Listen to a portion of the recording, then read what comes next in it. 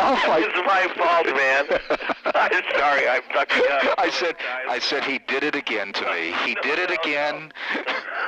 All these years, the man's been waiting through sickness and health to get me one more time. Honest to God, Joe, it ain't like that. I know that, Cher. I know that. What happened last week? What happened was that I went to an early screening of Willow. Yeah. And it turned out that they got hung up and they stalled for an hour before they got started. I see. So I was just... Hey, that's okay. You know, I had a good day. I got Graham up there that day, which was an experience. He's still talking. Yeah, right. I put on the tape recorder. The man has not stopped talking yet. Right. I just got a few things. You know, I'm doing this book. Yeah. And it's turned out to be monstrous, and you're a very key player in it. So if you got a few minutes, I'd just like to talk. Absolutely, man.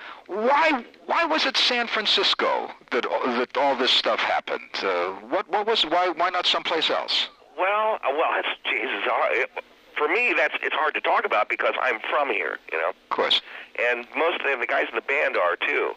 But I think one of the reasons is the Haight-Ashbury was really just a regular working class neighborhood.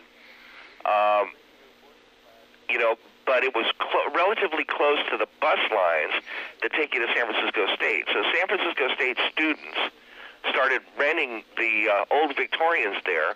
You could put like 5 people in one Victorian. There were 2 stories. They usually had 4 or 5 bedrooms. So each person paid like, you know, $40 a month, and you could cover the rent for them. So it was cheap housing. Yeah. That was one of the big reasons why they hate Ashbury, apart from some other neighborhood in the city. That it was an economic thing, basically. And the music, all of a sudden, this confluence of music. Well, people, that had to do with, I think, the thing of there being a lot of colleges in the Bay Area, Berkeley, and each one of them had their coffee house outpost. This is during the folk scare. Sure. You know, so the roots of the San Francisco rock and roll scene was really the early '60s folk music thing, and that the coffee house environment and the players all are people. I mean, the early rock and roll guys from that scene are all people who were folk music players. The people in the Jefferson Starship, sure. The guys in Quicksilver, our band, you know. Yep. And there were other people who were musical, just involved with other stuff, jazz players, you know. When you started, when you said I'm going to be a musician, what was it going to be? What did you think? It was going to be rock and roll. Yeah. When I started, I was 15 years old. My father was a professional musician, but I had gotten piano lessons just about all my life, and I didn't learn a damn thing from him, you know, that classical thing. And when I was 14 or 15, I started to, you know, I fell in love with electric guitar on records, Chuck Berry and those. It's classic 50s stuff. Yeah. And I listened to it, and I just wanted to make that sound in the worst way. And the bluegrass and the jug bands were just stopping off periods along the way? That came afterwards. Yeah. Because by 59, I didn't think it was cool anymore to play rock and roll. Rock and roll was getting to be unfashionable, you know. And somebody turned me on to folk music, and I heard that sound of bluegrass banjo, and that completely copped my attention. Yeah. So that was like a 3-year, 4-year excursion into that world, where I really learned how to pick things apart. You know, that was the way you had to learn bluegrass banjo. You had to slow the records down and learn it note for note and like that. So that gave me that discipline to learn how to do that stuff. Were the other guys who eventually became the Warlocks and the Dead, were they into the jug band and the bluegrass stuff too? Bobby and Pigpen were both in the jug band with me. Right. Yes, but Phil was a guy I knew from over in Berkeley. He was the first guy I met who was a total music lover. He was also the first guy I met with perfect pitch and the best musical education of anybody I knew. He'd been to Mills College. He'd been a music major. And he was, when I first met him, he took me over to his apartment in Berkeley. And there he was with a card table, no piano or anything. You know, here's a card table with orchestra scoring music on it, and he's writing the piece for 3 orchestras, and he's writing it out of his head. Wow. You know what I mean? Mozart stuff. No piano, nothing. You know, he's writing that sucker out of his head. You know, I thought, man, that is incredible. I couldn't fucking believe it. This guy, you know. So he's a guy who just taught me all kinds of, he turned me on to all kinds of music. Modern, he was an avant-garde freak, too. You know, everything from Schoenberg and, you know, everything in the 20th century music. He studied with Barrio. Yeah. And he had this incredible background of classical music, and also he had been a jazz trumpeter. And he wanted to join a rock band? Well, it was during that period of time when everybody was looking for something neat to do, and the Beatles' first movie came out, Hard Day's Night.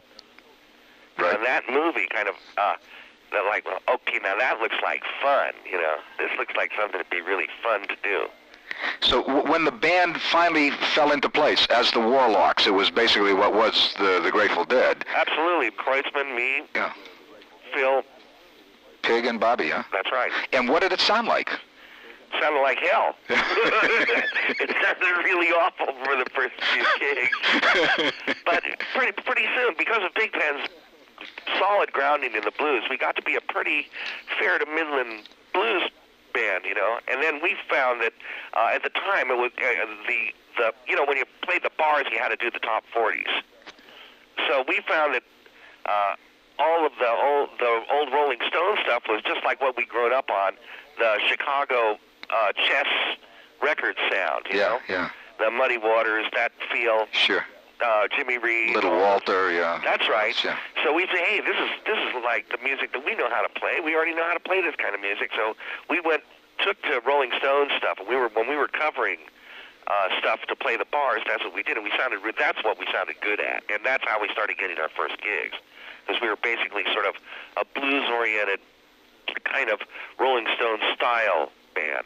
Was it the Warlocks very long before you became the Dead? About a year. And what triggered the new identity? Well, we finally discovered that there was a band that was recording under using the name Warlocks, although we never have been able to find out who they were. That was what we heard. You know, hey, you guys, there's a band recording called the Warlocks. And we said, oh, shit, well, we can't have that kind of confusion. So we went on the band hunt, you know, which is the name, looking for a name. More or less standard thing to do. That was about the time we fell in with the acid test and Kesey and those guys. Right. That's what I want to ask. The first experiences with that. First of all, the name came from whom? Who dug it up? Well, I found it in an old dictionary at Phil's house.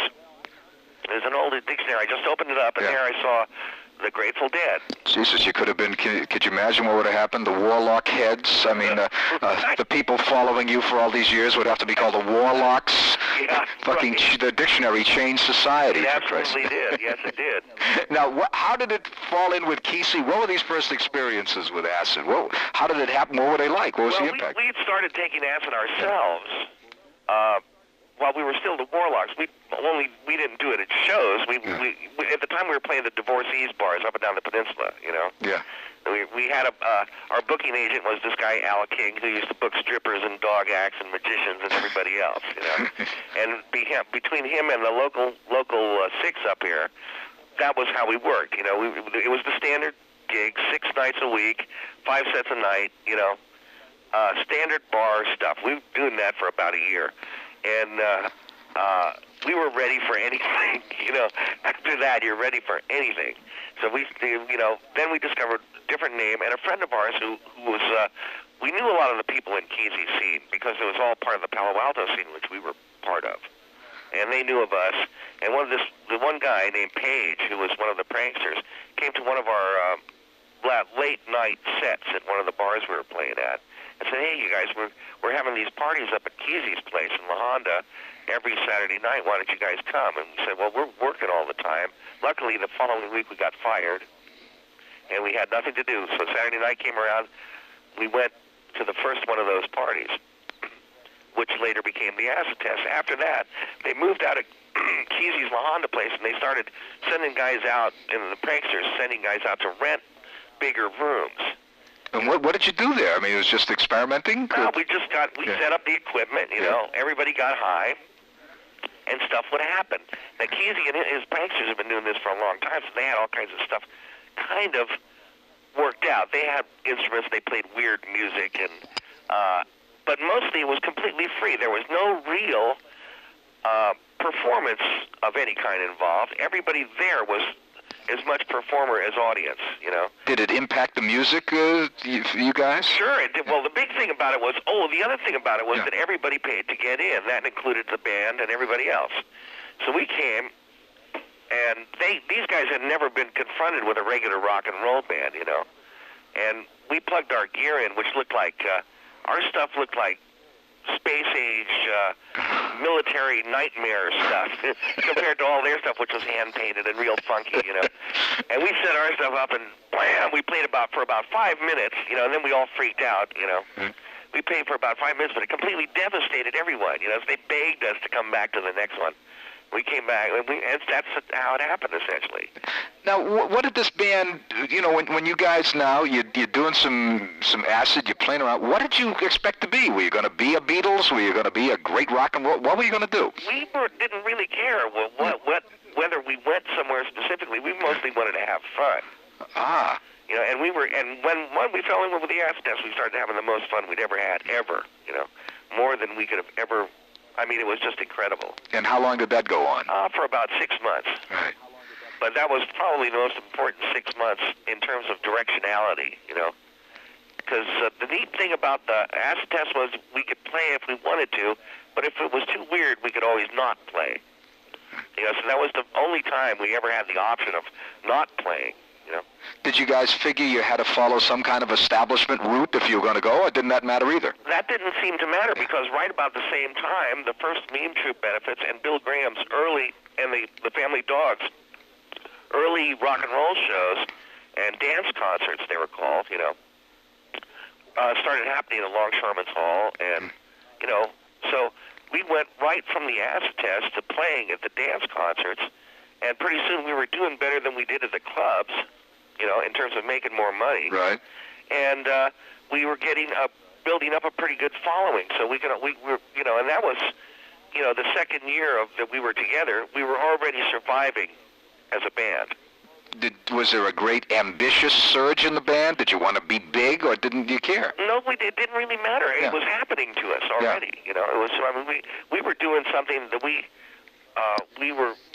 had convictions about the music that we wanted to play, stuff that we wanted to do, and approaches that we wanted to try, and all that. And the audience was people who mostly danced. So as long as the beat was there, they were real happy. Did you figure you were selling out at all by signing with a legitimate record company and following that path? No, we weren't hungry. Yeah. You know, when so we decided as long as we're going to go with a record company, if it's going to happen, because we felt like we didn't really need it. We were doing the dance thing. We were working, you know. We were working and surviving and making a living and having a great time. So what else did we really need? You know, and the Starship had already made their first record, and we had some idea of what it was like to be more successful than we were, you know. And it wasn't that great, wasn't that different, you know. And it seemed to be more of a headache even, you know. Well, it certainly appeared that way, that you almost objected to more success. Right. Well, in a way, we didn't object to it, certainly, but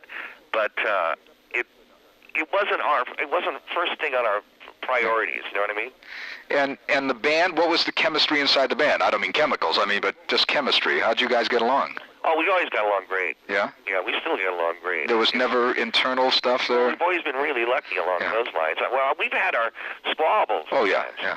But never anything that the band itself wasn't larger than, you know. And as the band started getting larger, was there any impact? I mean, you guys now, survival was no longer a question. It was how big you could get. Well, luckily, our first record was not a huge, big success. You know, Right. it was okay, did okay, and a little bit, and it gave us national exposure. So now we got to play in New York and other places, and I think that really, the fact that we weren't immediately successful, I think, really helped us in a huge way. It gave us a chance to really be slow and deliberate about our own development, you know? And all through, it was always like a mini-series or an ongoing soap opera, the New Orleans, the Lenny Hart, the things that went on. But you guys seem to slide through it somehow. Kept us interested, you know. Well, we always still had to keep on working. I mean, that was what was going on, which was all right. That was what we wanted to do anyway. And so it made it so, okay, so somebody comes along and burns us for a couple of years. Hey, no problem. When they're gone, we'll still be together, and, you know, it really didn't hurt, you know. The New Orleans was a trauma, I guess, wasn't it? It was a trauma, but it was also, when it happened, it was funny.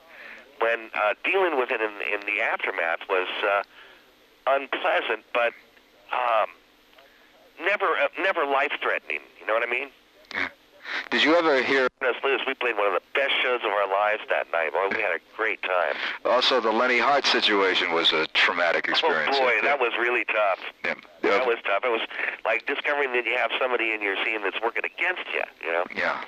I mean, it was mostly... The thing that made me mad about Lenny was that he wasn't smart enough to exploit us the way we would have exploited ourselves if we cared to, you know? Yeah. I mean, that's the thing. You don't mind a crook, but a crook that's not a smart crook. A dumb crook. That's right. But through it all, this band just constantly hung in there, huh? Yeah, well, here we are. Yeah.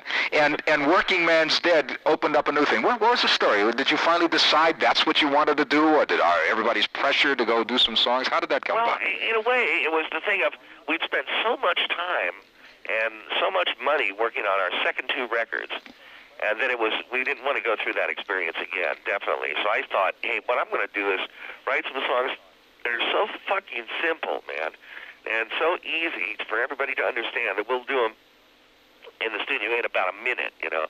It'll take no time, it will cost us hardly anything, and we may be able to get out of this endless thing of spending more than we make, you know. On records, it seems crazy to me. So that's kind of the idea behind Working Man's Dead, although really, and also the next record, Working Man's Dead, American Beauty, it's both kind of one record, really. And that worked out beautifully. It really did. It worked out great. You guys were happy with the success? Sure. I always wondered about that. When you make a record, you picture yourself riding along in your car and hearing yourself on the radio and saying, yeah, that's our record, you guys, you know. That I mean, we would have loved it if our first record had gone gold, and you know, we had a hit single and all shit. We would have loved it, but since it didn't happen, well, you know. What happened in 1974 when the band kind of stopped touring and disbanded for a while? Well, we finally got to. That was back when we used to carry the wall with us, the big sound system. Yeah. And it finally got to the point where we were spending as much at each concert as we were making. We hit the break even, you know, thing, and finally, so essentially we were out there working our asses off and not really making anything. It was costing us exactly what we made to put on our shows.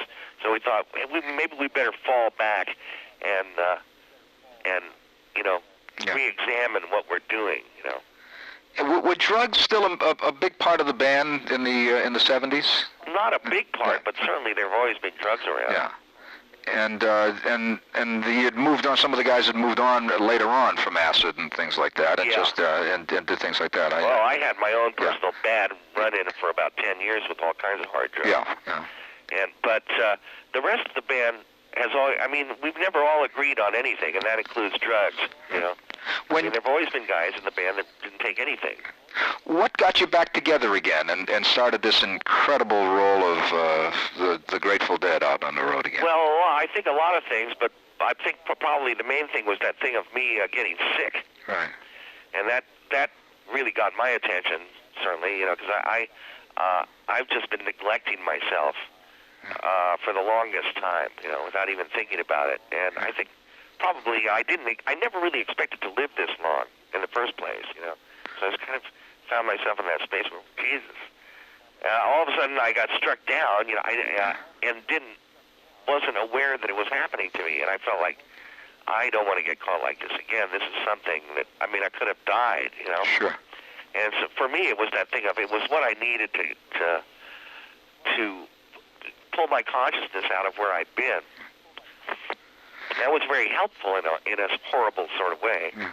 You know, and I think that's given us just everything that went down around that has given the band this latest kick in the ass. But now it's cruising along on its own power. I mean,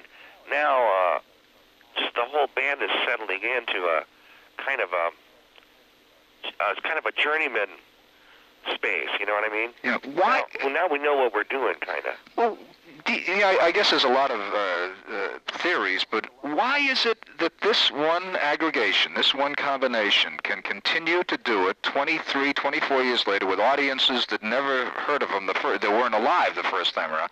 What is it that you guys got? I haven't the slightest idea, Joe. Is it they want to rekindle some thought of a time that they never knew? It is one of the great phenomenons of the entertainment world. I would think that were the case if most of the young deadheads came into it with some sense of history. Yeah. But they don't come into it with some, they don't come in having read the Kool-Aid acid test or On the Road, you know what I mean? They don't have that same background. Now, earlier, during the 70s, that was the case. But now, during the 80s, these are people who are just, I think the Grateful Dead kind of represents America, the spirit of being able to go out and have an adventure in America at large, you know what I mean? It's like one of the things that you can do is that you can go out and follow the Grateful Dead around, and you have your war stories, stories about the time that you were driving through Des Plaines in the middle of the night and got 4 flat tires, and some farmer helped you out and put you up, and you know what I mean? It's become like a traveling Woodstock. That's right. It's like adventure stories, stuff that you can talk about, and stuff that you can share with your friends, and stuff that's not cheap. In other words, you have to go out and put some energy into it, but if you're willing to do that, you can have a lot of fun and you meet a lot of neat people. So that's I think that's what motivates the audience now, that we represent that something like hopping railroads, you know what I mean? Yeah. Something like that, or being on the road like Cassidy and Kerouac. Yeah. But you can't do those types of things anymore, but you can be a deadhead. You can get in your van and go with the other deadheads and cross the United States and meet it on your own terms, and it's sort of a niche for it in a way. God, do you ever sit and wonder how fortunate, or how wild that is for you to have that? We ponder it daily, Joe. We do. In fact, it's become our life, really, Yeah. And the deadheads and how they deal with us and how they deal with each other and all that has become a matter of basic concern to us. What do they like to hear when you're out there? Do they like the old songs? They like the new stuff as well. I mean, they aren't attached to... They know about the old stuff because the tapes get passed around, but, these people they're from today. They're not from the past. It's true, So they're coming to us with an 80s bias on their... You know what I mean? They're their own people, and they are self-designed. And you continue to show the most eclectic interest in music. You're on Everything But a Humpback Whale record. You still trying to get on one of them too. You still love to do that, don't you? Oh man, I love it. Yeah. What other kind of bands what other kind of music are you playing then? Well, I just did a record with Ornette Coleman. Ooh. Yeah. No kidding. Yeah. And you felt comfortable doing that? I loved it. Yeah. And I don't have any major projects going, but my band, my solo band, is really neat.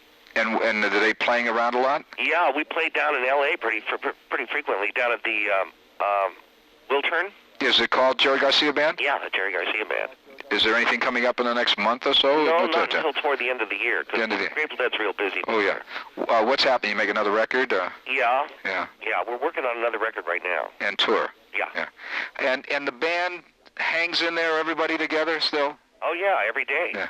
And all just living through this incredible period, huh? Yeah, it's going good, and we're enjoying it, Well, it is one of the miracle stories that when I think about it, and kids tell me they're deadheads up there, man. Still us. Still surviving. Jerry, thank you for this. Thank you, Joe. I'm sorry I hung you up for so long. Yeah, that's okay. I appreciate that. Exists, but I have such a fond feeling for you guys, and I know we lived through a very incredible time too. Absolutely. Yeah. Well, I wish you well. Hey.